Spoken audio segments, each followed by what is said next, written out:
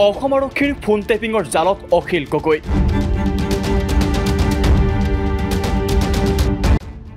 সামাজিক মাধ্যম যোগে অখিল গগৈৰ মহা অভিযোগ।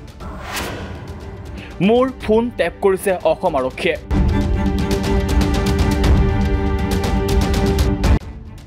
অখিল গগৈৰ এই বিস্ফোৰণৰ পাছতেই তীব্ৰ প্ৰতিক্ৰিয়া বিৰাজ কৰিছে ৰাজ্যৰ ৰাজনীতিত।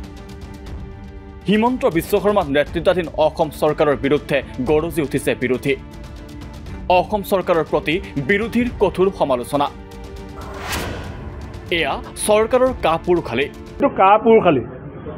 গণতন্ত্ৰক যদি তেওঁ ভাবিছে যে ডিঙি চেপি পেলাই হাতেৰে হত্যা কৰিম, মুখ্যমন্ত্ৰীয়ে ভুল ভাবি আছে।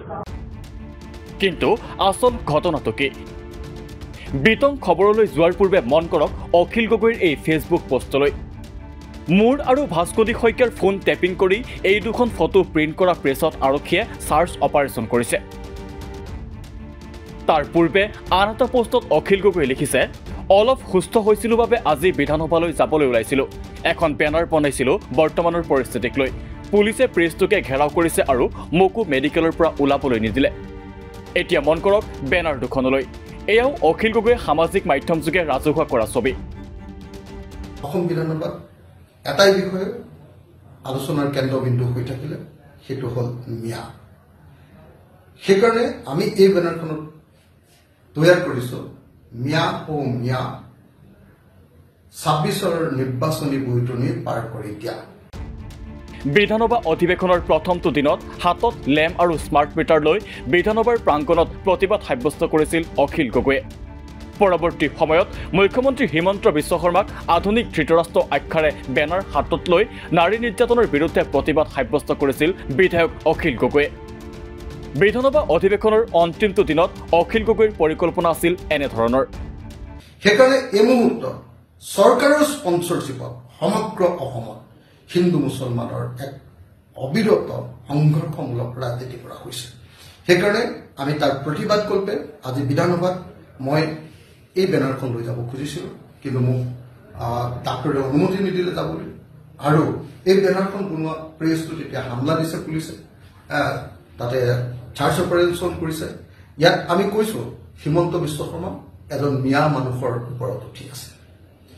সন্মুখত আছে বিশাল ব্ৰহ্মপুত্ৰ। সেই বিশাল ব্ৰহ্মপুত্ৰ হ'ল ২৬ৰ নিৰ্বাচন। সেই ২৬ৰ নিৰ্বাচন বা বিশাল ব্ৰহ্মপুত্ৰ পাৰ কৰাই দিবৰ কাৰণে হিমন্ত বিশ্ব শৰ্মাই এজন মিয়া মানুহৰ কান্ধত উঠি গৈছে। কিন্তু অখিল গগৈৰ পৰিকল্পনাৰ যেন আগতীয়া অনুমান লাভ কৰিলে অসম আৰক্ষীয়ে। অখিল গগৈৰ অভিযোগ, তেওঁৰ ফোন টেপ কৰিছে অসম আৰক্ষীয়ে। অখিল আৰু ৰাইজৰ দলৰ কাৰ্যকৰী সভাপতি ভাস্কতি শইকীয়াৰ ফোন টেপিং কৰি বেনাৰ প্ৰিণ্ট কৰা জয়ানগৰৰ প্ৰেছটোত অসম আৰক্ষীয়ে অভিযান চলোৱাৰ অভিযোগ বিধায়কগৰাকীৰ।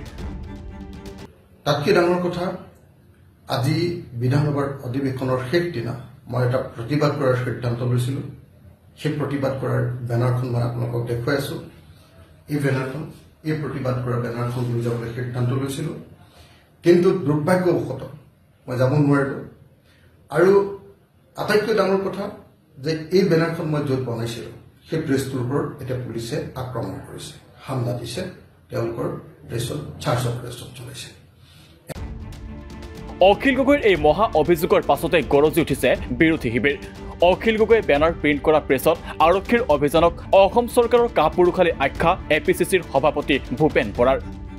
প্ৰিণ্টিং প্ৰেছ এটাত এগৰাকী জনপ্ৰতিনিধিয়ে নিজৰ দায়িত্ব সহকাৰে কিবা যদি প্ৰিণ্ট কৰিবলৈ গৈছে, তাৰ কাৰণে প্ৰেছটো কেনেকৈ জগৰীয়া হ'ব?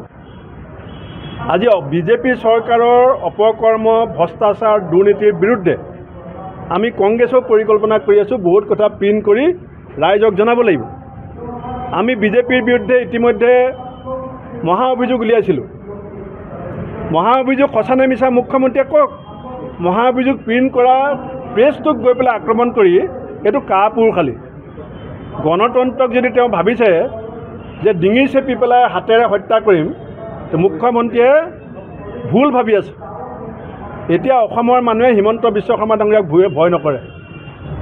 পুলিচ দেখুৱাই, মিলিটেৰী দেখুৱাই, লাঠি দেখুৱাই এতিয়া ভয় খুৱাবলৈ চেষ্টা কৰি লাভ নাই। আপোনাৰ জনসমৰ্থন কমি আহিছে, আপোনাৰ প্ৰতি মানুহৰ বিশ্বাস কমি আহিছে, আপোনাৰ প্ৰতি ৰাইজৰ আস্থা কমি আহিছে, আপুনি পাৰে যদি বিশ্বাস আস্থা ঘূৰাবলৈ চেষ্টা কৰক।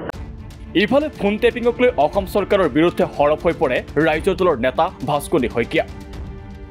মিয়া অ' মিয়া 26ৰ নিৰ্বাচনী বৈতৰণি পাৰ কৰি নিয়া, এইটো লৈ তেখেত আজি বিধানসভাত প্ৰতিবাদ কৰিবলৈ অহা কথা আছিল।